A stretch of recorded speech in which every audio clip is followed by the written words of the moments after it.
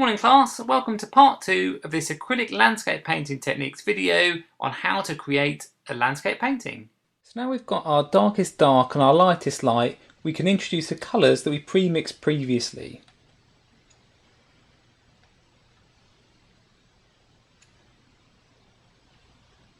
If you're unsure how to mix any of these colours, have a look at my video how to match acrylic paint colours for a landscape painting. I think that's what it's called anyway. And I go through how I matched these 3 colours to this landscape. This painting is going to be quite a painterly approach, just to block in some colours, get you started in painting, build your confidence and have some fun. Okay, here we go with the first blue that we mixed the colour match for the sky. This is using the filbert brush. If you've got a flat brush, that'll be absolutely fine as well.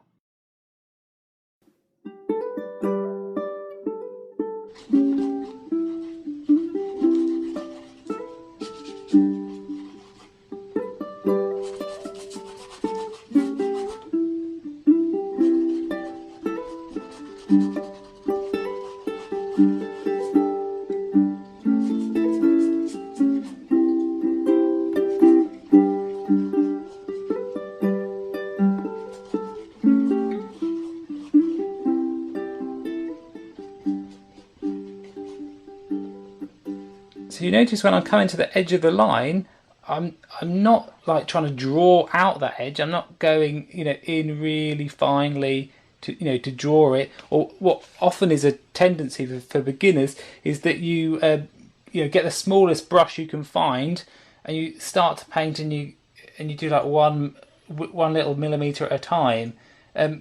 You'll end up with one area you're painting you're really happy with, and you think, oh, this is brilliant. And other areas won't be finished or gone to the same level, and you can get too precious about your painting. See how I'm, just kind of putting it on and being quite general with it. It will give you a better sense of freedom, and you won't get as precious, and your painting will have a bit of your personality into it. So this area here, where I know that it's going to be lighter than this, but I still want to get rid of this yellow, I'll just add a bit of water to it, and again, you see how I use the side of the filbert, and you can just soften it in. You've got a general tone on there, but it's not too hard. You don't want to build it up too thick, because then it's harder to work over the top and to change the colour that you've got underneath it.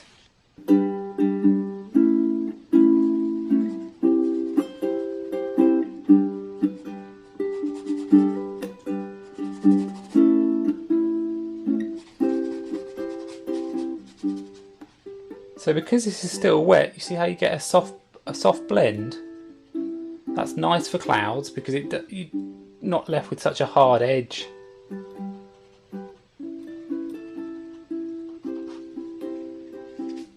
if I've gone further over, I can add a bit of that blue, just work it back into it.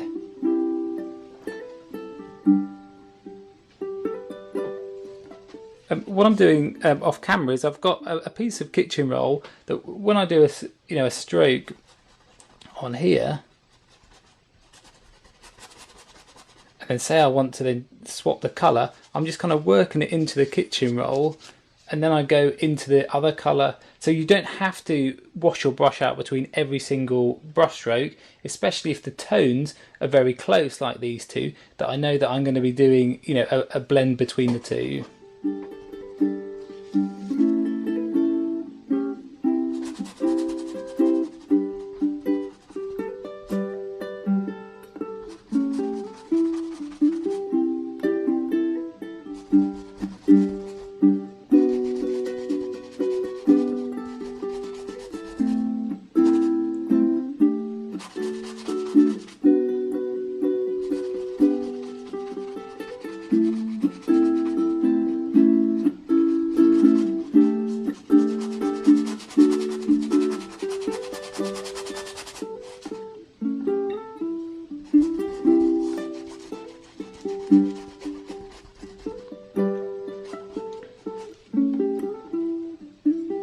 So again on this edge, see how I grab a bit of the paint onto the brush, the lighter blue, and then work it kind of half over, and it's very soft. You know, if you see how, you know, how gently I can work that, and it will just you know, and it will just soften it in just to blend that edge. What you don't want to do is have you know, a cloud that looks like you've taken a big, you know, Sharpie marker and you know, kind of gone around the edge and outlined it. It's always better to keep it softer. It's very easy to put in a hard edge later if you need to kind of, you know, accentuate one part of it. For these parts in here, where it is a bit closer, you could, you know, still do it with the filbert, but if you want to get it a bit more precise, you just swap back to your round brush. And if you remember this lighter colour that I pre-mixed previously, you can now just, you know, add in a bit of that.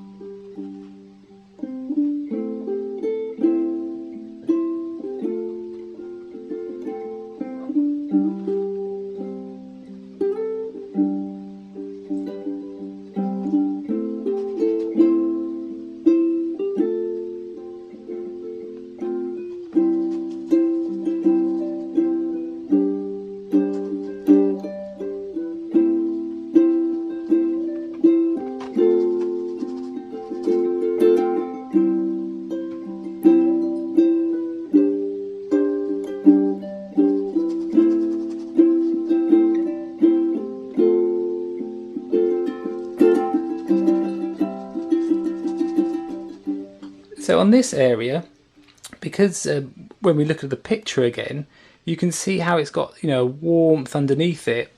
The way that you can work thinly with acrylics is more of like a glaze process to kind of blush it in on here, not as go as heavy as this, so we get some of that colour, you know, shining through. See how I've made it a bit more liquid.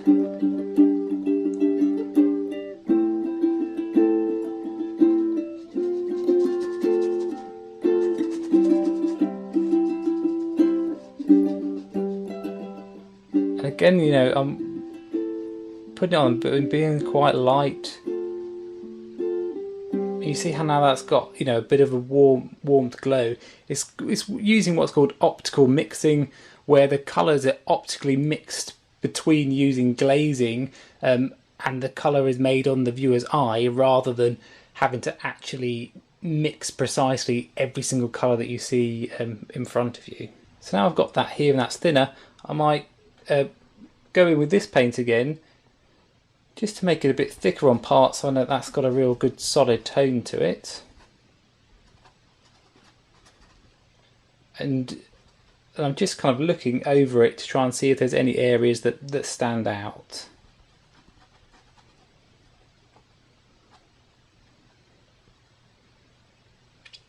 Okay, we can now introduce some of the creamy colour that we mixed previously.